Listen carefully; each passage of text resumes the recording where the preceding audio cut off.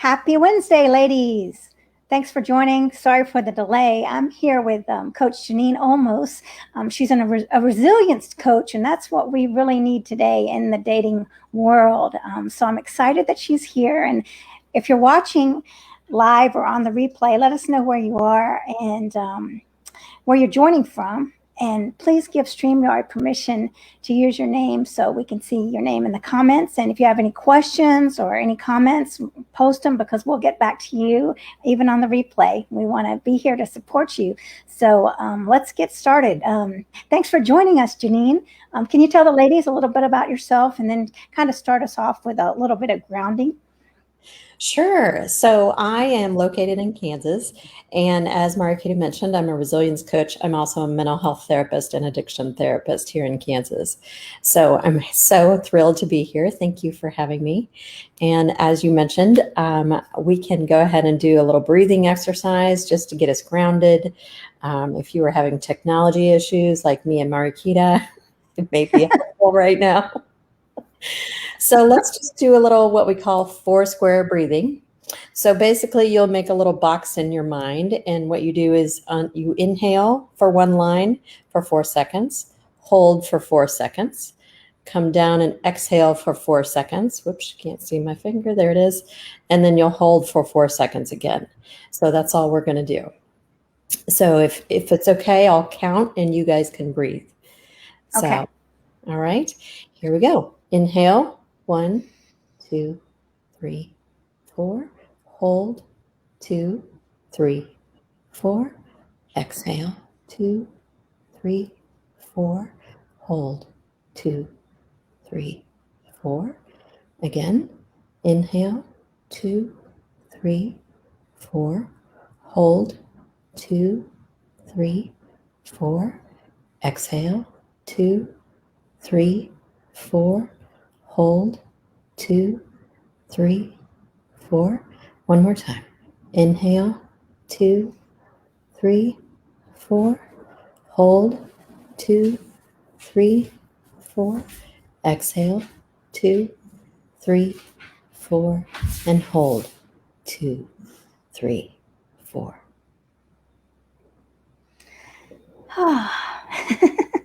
Thank you. You're welcome. That was very peaceful. That was interesting. You know, I mean, the days can be very hectic, right? And so that's a great little solution, very quick solution. So thank you so much. So Janine, I'm so glad you're here to talk about resilience in dating, because one thing that I know that I took on when I was going on dates and being rejected was that I thought that people, when the guys were rejecting me, I took that on as a character flaw, like something that was wrong with me, you know, like I'm not worthy because this perfect guy doesn't love me. I'm not, you know, and then I started heaping all that stuff on myself, that I'm not lovable and I don't deserve love. And then I thought that was something internally, something, a big flaw that was me. And so I took that out into the world, and I couldn't bounce back because of, all these guys that I dated, they all thought that I wasn't the one. And I didn't know how to bounce back. I would lay in bed crying and just wondering what was wrong with me, and not knowing how to get up. And this consumed years and years and years of my life. So I'm so glad you're here to help, because believe me, I could have used your help 20 years ago, 25 years ago, Janine. I think we could have all used my help as I am now 20 years ago. So how do you get through that? Just the initial rejection, like you've met someone, you're excited to go on the date, you get it all built up in your mind, you got the wedding planned out, the honeymoon, and then they, you think it's going well, and then they ghost you. And ghosting is a new thing these days. So what do you say to that? Oh, gosh. You bring up so many things, because I'm going to kind of wear my therapy hat today and my hat, because, a lot of what you describe, I think, is a lot of our core origin issues, right? We didn't get here by ourselves, is what I always tell my clients. All this stuff in childhood that happened, how we were treated in relationships, we carry that to our new relationships, and all that baggage comes with it. And a lot of that baggage is, we don't believe in ourselves. Well, those core beliefs are, I'm not worthy or I'm not enough. And so resilience can really help you work through those in a way. So there's 6 components of resilience. There's vision, there's composure, emotional composure, there's reasoning, in other words, thinking through those emotions that we have come up.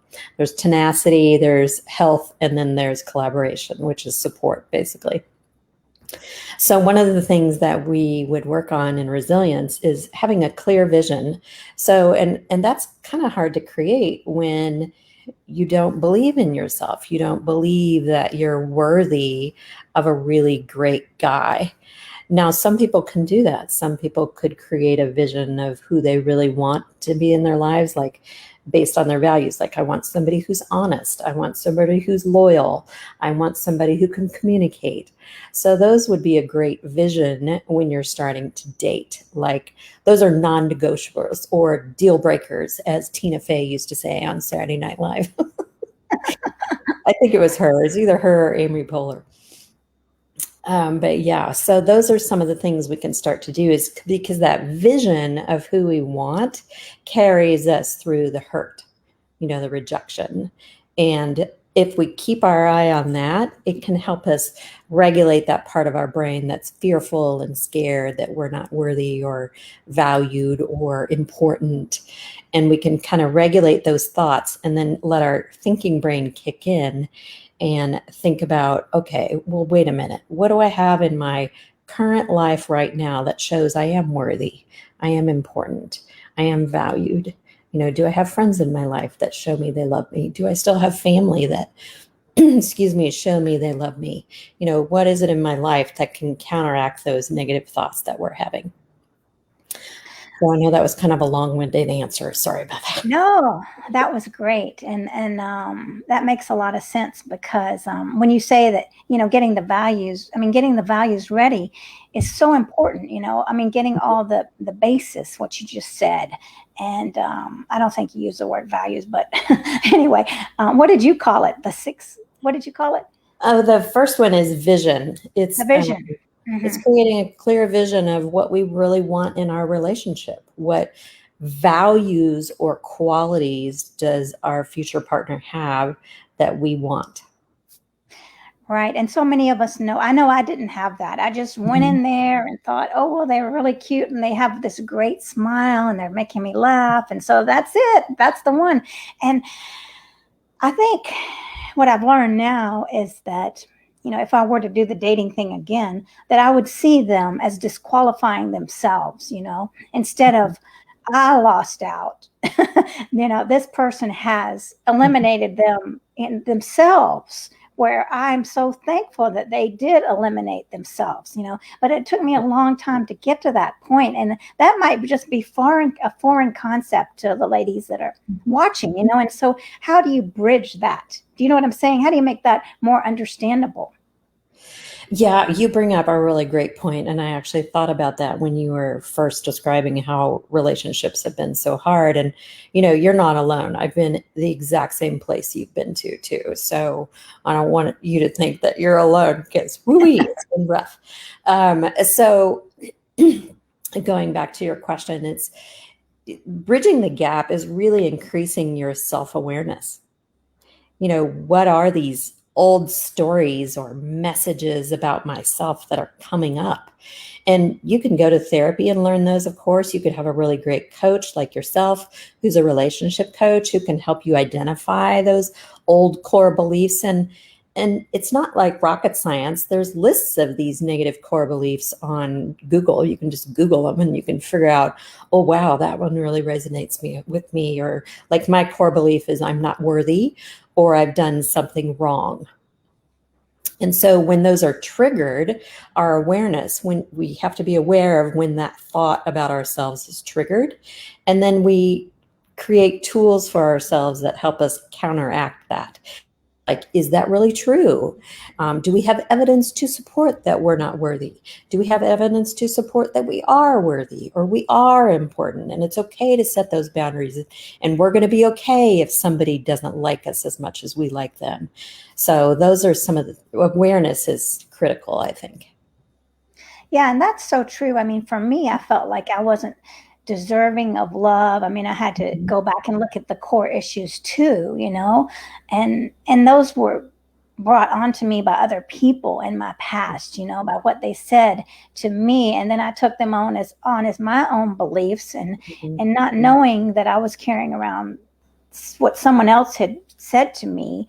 I mean, and it did take a lot of work, and that was just about opening up to the possibility. I mean, walking with courage, because it's scary to look inside of ourselves. I mean, I could covered it up with drinking and just going through relationship after relationship, hoping to find someone that was able to fix me and prove to me that I was worthy, and then anytime that there was not that, that I would get dumped, then I would think again, there's more evidence that I'm not worthy of love, and so yeah, I understand those core beliefs, and those are very important. So what do you think about how important is compatibility, like when you're dating, and just knowing that I mean, if I go out with someone and I think they're really great and compatible with me and something happens, I mean, how do you bounce back from that when you think, I mean, a lot of people I hear are saying, well, that person is my soulmate. Now I'm crushed because they're gone. That was the one. How do you move on from that when you really do believe that was the one for you and you've messed it all up? How do you bounce back? Well, I think it's kind of a conglomeration of everything we're talking about here. It's not only the self-awareness and the clear vision about who you want as a partner, for yourself, for your own well-being, but self-compassion for ourselves. It's like we have to incorporate self-compassion and know that we are lovable, honestly, before we start dating. Because if we don't believe that we're worthy of a partner or worthy of, finding someone who loves us unconditionally, I know that's hard. We're human. We're going to have conditions on love, at least a little bit. But for the most part, we want unconditional love. If we don't believe that, it's going to be hard to bridge that gap into letting the person go. I think one of the best things that I learned in my recovery from sex addiction is rejection is protection. So it's if somebody rejects us, we're actually being protected from further hurt, which is one way of looking at it. So until we're ready to accept that we are going to be hurt in the dating process and that rejection is actually a way of protecting us from further hurt, then I think it's going to be hard to go into a dating scenario or even consider dating. Well, that's a magic phrase. Rejection is protection. You're right. Because then again, do we want to be with someone that doesn't want to be with us? Right. And that's, and ultimately, if we can look at it somehow, about, not forcing this, allowing things to be the way that they're going to be and starting off. I mean, what would be a good thing that you would tell ladies before they go on a date, before they even start dating? Like, what would be something that you would start off with, knowing about yourself and knowing about the dating process that you could share? I might say, knowing that, well, here, I'm going to be grounded in the fact that the right person will be coming to me, will be accepting of me. But what would be something that you would share? I had to do, before I went back into the dating world after my divorce, I had to do a lot of work on myself. And I think you probably know that too, Mariquita, is that we have to do a lot of work on ourselves and truly believing that we are valued, we are important, we deserve love, we deserve to be cared for. And until we believe that, it's going to be torture for us to go out into the dating world and just keep experiencing that rejection. over and over again. And I think, dating is hard whether you feel good about yourself or not. And until we feel like we can go out there and we can handle the rejection, dating is going to be difficult. I'm not saying I want us to be celibate forever. That's not what I'm saying. I think it's so critical to love ourselves so we can love somebody else. So what's a good way of looking at rejection?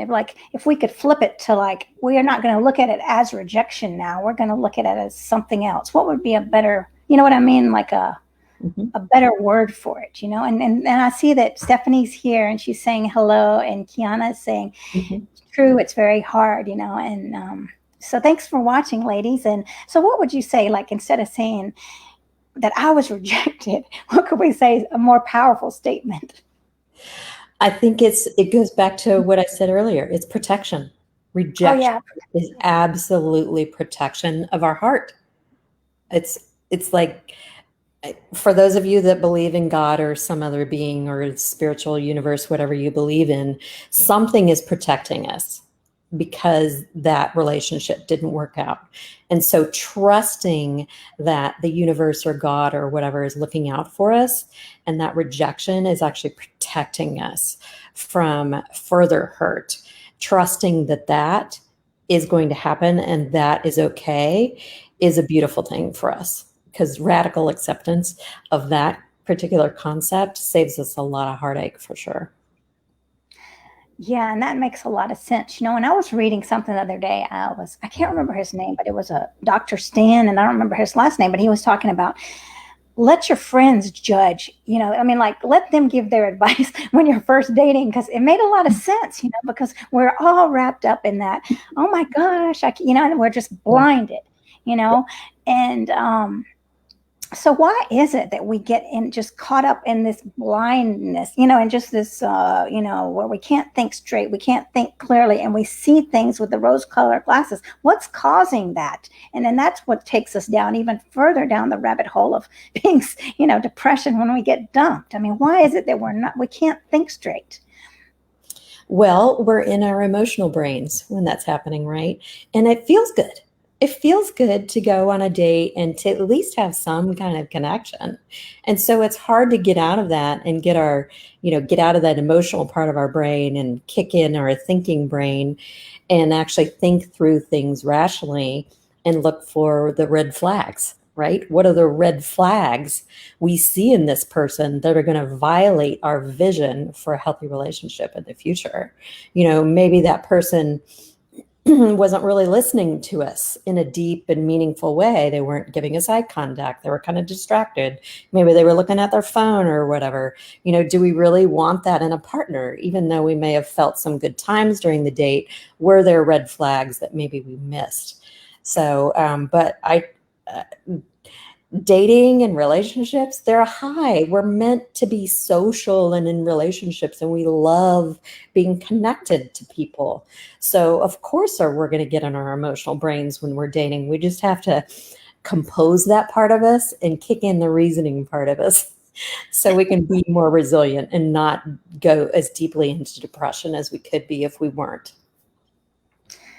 Yeah, and so how quickly should we be getting back into the dating scene? I mean, I feel like a lot of people say, oh, well, I just got dumped. I mean, like they're in relationships of 3 years and then they want to immediately jump back into it. How do we know when we're ready to get back up and date again? And what do we need to do before we get back up into the dating world?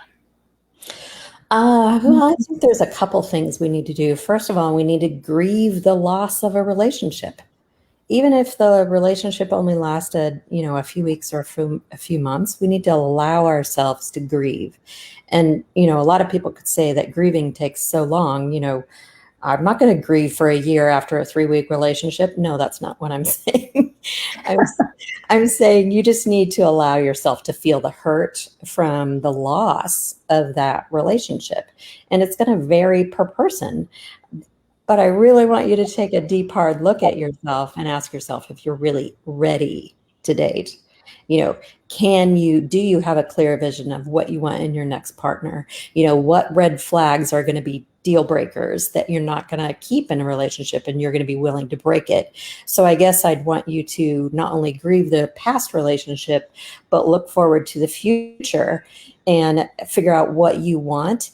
And if you find any of those deal breakers in your future partner or in someone you're dating, are you going to be willing to end the relationship to prevent further hurt?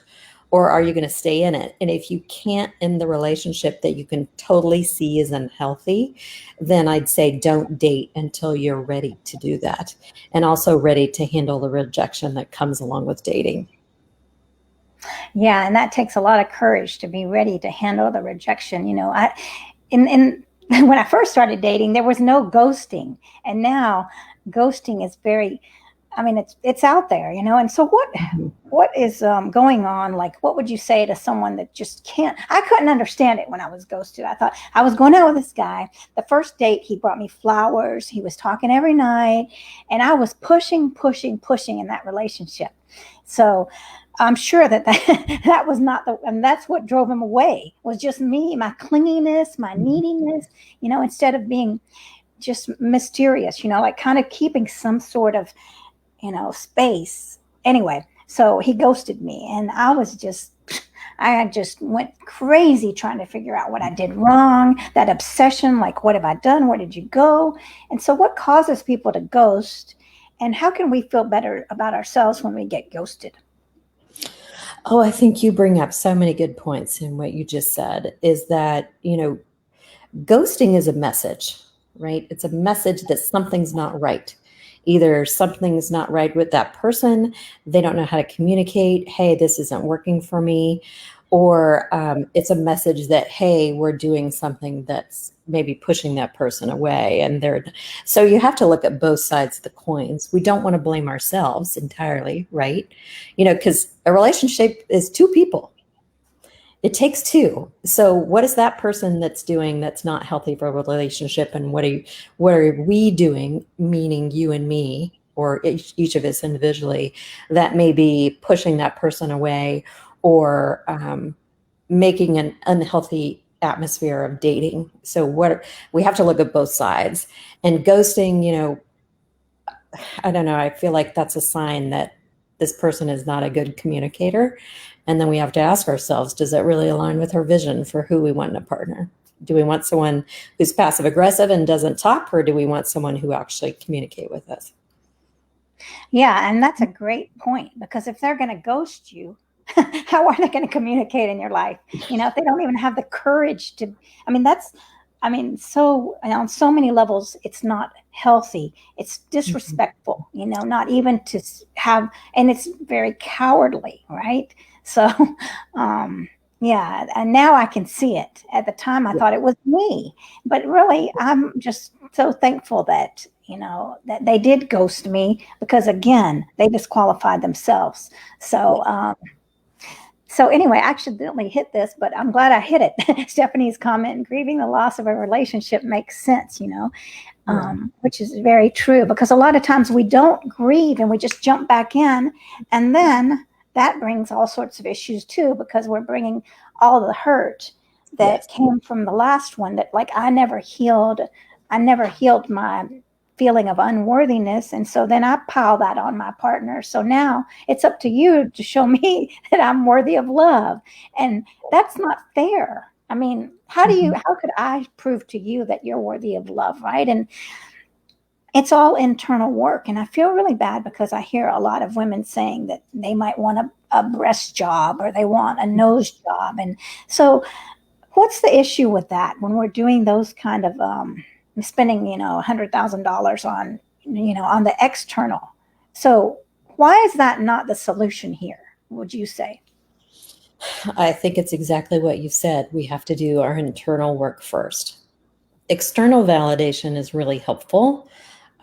However, we have to do that internal work where we're identifying the negative core messages and where those came from, because those are not our voices. They've become our voices because we've adapted and we've internalized that voice that somebody else gave us. But if we think about it, we didn't have those voices of, I'm not worthy, I'm not lovable and all those things when we were born, right? They came from somewhere and they didn't come from us, but we took it on as our voice, but it's really somebody else's voice, like you just said.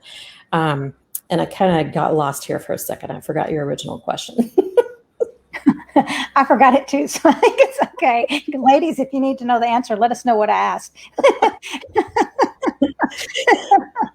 So I was going to ask you something else, and now I can't remember that. But what Sorry was about it? that. No, that's okay. I mean, there's so many ways we can go here, with this conversation. But just validating yourself is the key. Oh, here's another thing I was going to ask. So I did have a friend that said, my boyfriend wants me to get breast implants. All right. And so I could tell she was hesitant, but she was trying to justify it, like, and I felt so sad for her. And this was a very early on, it hadn't been a year that they had been together. So what do you think? What would you say to that, into that, just that scenario there? So I'm going to get a little judgy here, and Go ahead. make assumptions, right? I'm going to make assumptions, but whenever I hear people that want to get some kind of plastic surgery, my first thought is that they have a low sense of self-worth and self-value. Now, I do understand, let's say there was a woman who had very small breasts and she really wanted to look more like a woman or something like that. So if she made the decision that that was really right for her and it was really going to boost her sense of value or femininity or vision as a woman, then okay. But let's think through that over some time. But if somebody else is telling you to do it, I'd say that, yeah, that's a sign that, you need to do some internal work and really raise your sense of self-worth. Right. And do you think that would be a red flag in the relationship? If I did date a guy once and he said something about that, I would be willing to do whatever he was going to do to himself, which I would never want anyone to change themselves. And then he was indicating that I would need to be stepping up, also to change myself by having surgery if he wanted it. So that was, to me, that made me kind of feel sick inside. Yeah. So, I mean, that was a big red flag. And I mean, how would you handle that if someone said that to you that you were dating?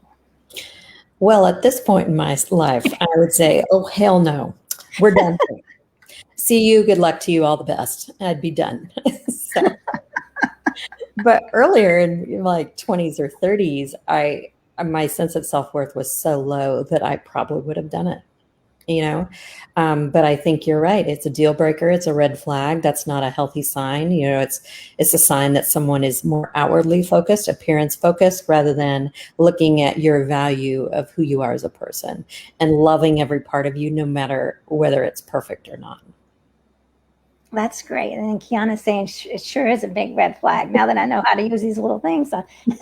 Perfect comment. Yes. And Kiana's she's always watching. So thanks for watching, and the rest of the ladies that are watching. So yeah, this is a great conversation, and really about up-leveling yourself first so you can bounce back. The more you believe in yourself, the more you're not going to take it personally. And why do we take it personally so much? Well, it's hurtful. It's like in a dating relationship, that's some true intimacy there, right? And so, you're really trying to be liked by this other person. And part of that's healthy. We want to be liked by other people. But when it becomes so detrimental that we get into depression or have anxiety or really think about hurting ourselves because of someone else's rejection, that's a sign that we need some self-love. And self-love takes time and patience. It's not going to happen overnight, but it's worth every second of your time. Right? Wow. Yes, you're right. And it doesn't happen overnight, because that little voice in your head, like the little voice in my head I would say, yeah, I choose to love myself. And that voice would say, you're not worthy of love. And I love what Les Brown says. He would say, tell that voice to shut up. And so whatever it works to get that voice and to know that, and, to stop. And I'm taking Claire Zammit, her feminine empowerment class. She's saying, you could tell that voice. You don't have to tell it to shut up. You can say, you know what? I know you're trying to help me and I love you, but today I'm not going to listen to you. I'm going to listen to a different voice. So there's whatever works for you, right? How to make that, to shift that narrative that, that we're running on that autopilot, and what's the autopilot doing? Is it serving our life? We've got to get the autopilot lined up with what we want in our life. Beautifully said. Beautifully said. Yeah. The vision, right? The vision. Yeah, the vision. I know. I love the vision. The vision in dating before we start dating. Once we fall down, that is the best ground for, cultivating our soul and, our beautifulness and getting back and forgiving ourselves, for whatever we might have done wrong in the relationship, so we can be a better version of ourselves for the next relationship. Yes. Well said. So, it's a magical journey. So it is a magical journey. Once you get to the side where you can look at it as a magical journey, it sucks in the beginning. I know it does suck. Well, it finally took me 50 something years or 40 something years, but I made it. Right. Yeah. Better late than never. Yeah. Right. So anyway, Janine, I'm so glad that you've been here. You're here, and we'll start wrapping this up, but is there anything else you wanted to add before you tell all these ladies where they can find you? Any more words of wisdom? The one tip that I have, if you're really struggling with some low self-worth, is to look at the website self-compassion.org. It's a beautiful way to start that journey to self-love, because if we can give ourselves compassion, then we can learn how to accept some of the rejection that comes our way. We can love ourselves through the rejection. Yeah, and that's a hard thing to do, but knowing that maybe it's hard, that's okay, that we can do it. So if you will post that in the comments, and where can these ladies find you? Because, if you're resonating with what Janine's saying, reach out to her. I mean, we're here to support. I'm a coach and Janine's a coach. Maybe you can, you get her better than you do me. So that's fine. I want you, to know that she's here for you. So where can they find you, Janine? They can find me on my website, janineolmos.com. My name is spelled kind of weird. I'm hoping they can see it on the screen.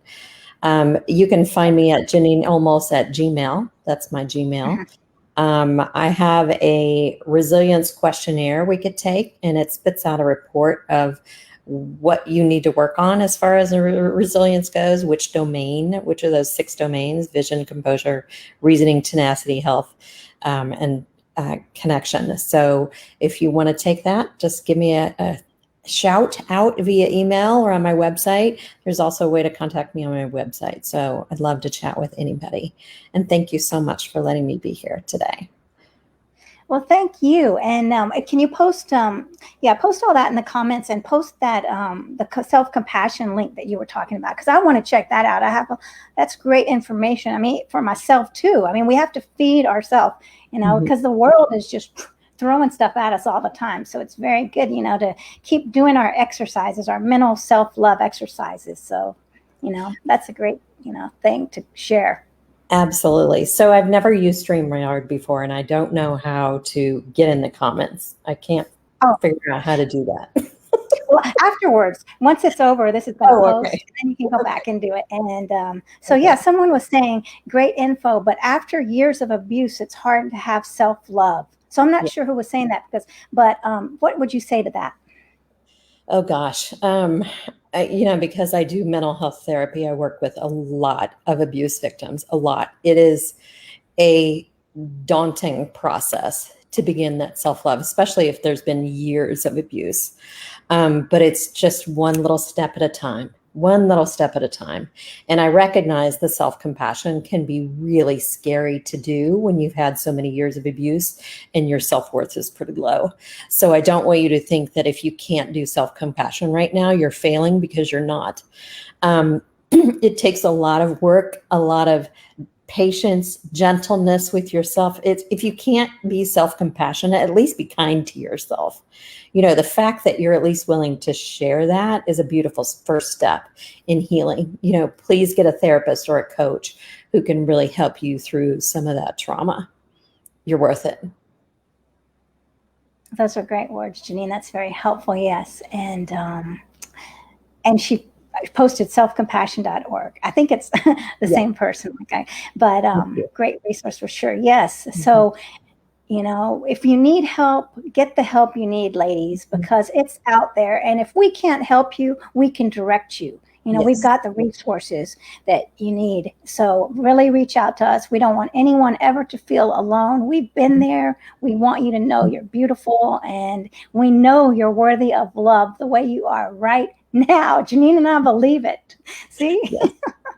So anyway, well, thank you so much again, Janine, for coming. This has been a very blessed conversation. You really elevated me and these ladies. And I hope you can come back again with your wise words of wisdom. Well, I'd love to. Thank you. It's always a pleasure talking to you. And I wish I could talk to everybody on the chat, but I'll just say hello and thanks for coming on today. Well, thanks, everyone. Thanks, ladies. And we'll see you next Wednesday. Have a beautiful afternoon. Bye. Bye.